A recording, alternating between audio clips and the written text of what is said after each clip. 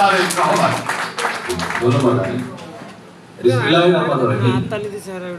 আজকের এই কর্মশালায় উপস্থিত নারায়ণগঞ্জ মহানগরী, গাজীপুর মহানগরী এবং টাঙ্গাইল জেলার উপস্থিত সকল সহকর্মীবৃন্দ, মঞ্চে উপস্থিত, 3 জেলার মঞ্চে উপস্থিত প্রিয় সহকর্মীবৃন্দ, আপনাদের সকলকে আমি প্রথমে ধন্যবাদ জানাচ্ছি। সকাল থেকে আপনারা এই কর্মশালায় যোগদান করেছেন এবং এর ভিতরে আপনারা এই কয়েক ঘন্টা ধরে আলোচনা করে আপনারা এই দফাটা যেমন নিজেরা বুঝে নিয়েছেন এবং আপনারা নিজেদেরকে প্রস্তুত করেছেন 21 দফার বিষয়গুলো, যা আমরা দলের পক্ষ থেকে যা আমরা আমাদের সাথে যে সকল গণতান্ত্রিক রাজনৈতিক দল আন্দোলন সংগ্রামে ছিলেন, আমাদের সাথে স্বৈরাচারী আন্দোলনে যারা আমাদের সহযোগী ছিলেন, তাদের সকলের পক্ষ থেকে যে আমরা 31 দফা দিয়েছি, এই 31 দফায় আমরা জনগণের কাছে পৌঁছে দেওয়ার জন্য নিজেদেরকে প্রস্তুত করেছি। তার জন্য আমি আপনাদেরকে ধন্যবাদ জানাচ্ছি। এখন প্রিয় সহকর্মীবৃন্দ, আপনাদের নিশ্চয়ই মনে আছে যে স্বৈরাচার যখন এই দেশের রাষ্ট্র ক্ষমতা জনগণের অধিকার থেকে বঞ্চিত করে রাষ্ট্র ক্ষমতা ধরে রেখেছিল অস্ত্রের জোরে, তখন একটি স্লোগান আপনাদের সামনে আমি দিয়েছিলাম। স্লোগানটি ছিল take back Bangladesh. Take back বাংলাদেশের অর্থটা কি? টেক ব্যাক বাংলাদেশের অর্থ খুব সংক্ষেপে যদি বলতে হয়, জনগণের জনগণের মৌলিক অধিকার, জনগণের বাক ব্যক্তি স্বাধীনতা এবং জনগণের নিজস্ব অর্থনৈতিক অধিকার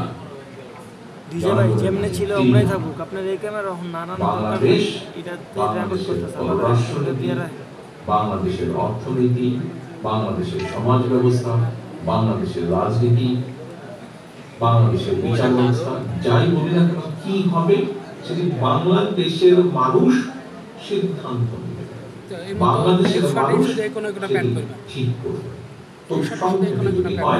তাহলে এই সকল কথার সংক্ষিপ্ত কথা ছিল টেক ব্যাক বাংলাদেশ।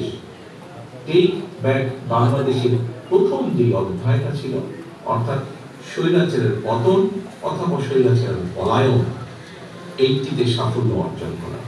আল্লাহর রহমতে দেশের মানুষের সমর্থনে, দেশের মানুষের সহযোগিতায় বাংলাদেশের গণতান্ত্রিক রাজনৈতিক দলগুলো সকলে মিলে সেই প্রথম অধ্যায়টি আমরা অর্জন করেছি। স্বৈরাচারের শুধু পতনই হয়নি, স্বৈরাচারের যে মাথা ছিল সে এই দেশ থেকে পালিয়ে যেতে বাধ্য হয়েছে।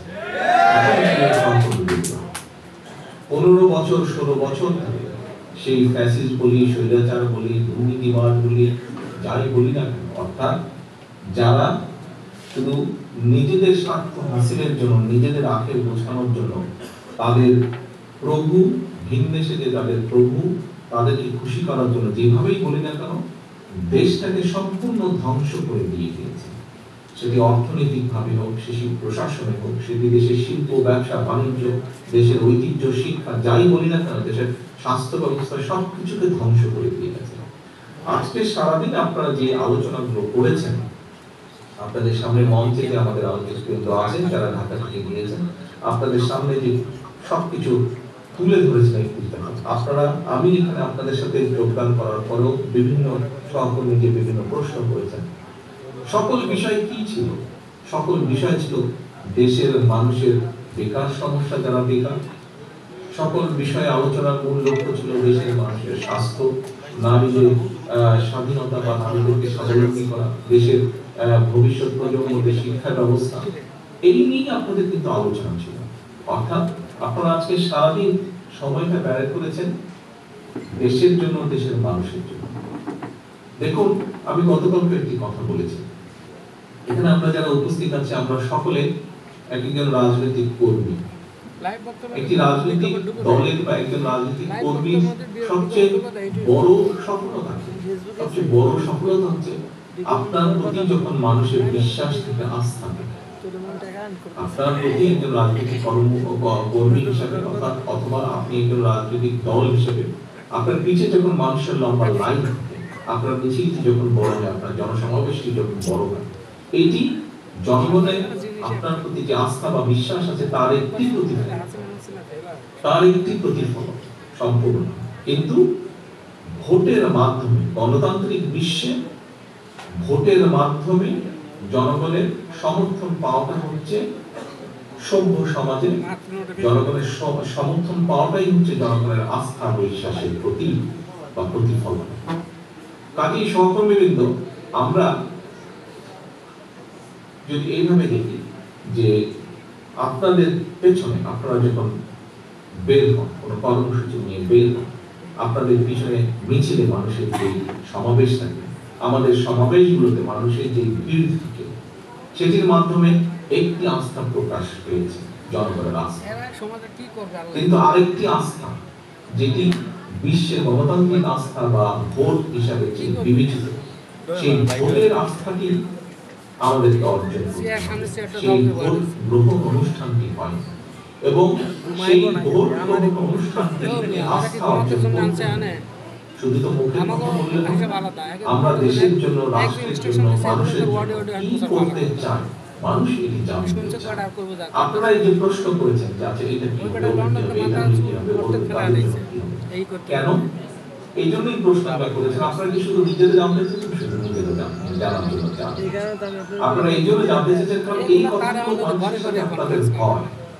আপনি সামাজিক অনুষ্ঠানে যান, ধর্মীয় অনুষ্ঠানে যান, বাজার ঘাটে যান, বসে গল্প করেন বন্ধু বান্ধবের সাথে, যারা রাজনীতি করে না, তারা কিন্তু আপনাকে যখন জানে যে তারা চিনে আপনাকে, জানে যে আপনি একজন বিএনপির কর্মী, আপনি হতে পারেন বিএনপির, হতে পারেন যুব দল, হতে পারেন ছাত্র দল, হতে পারেন কৃষক দল, হতে পারেন মহিলা দল, হতে পারেন আইনজীবী ফোরামের একজন সদস্য, কিন্তু জানেন আপনি বিএনপি এবং সেই জন্য আপনাকে জিজ্ঞেস করেন।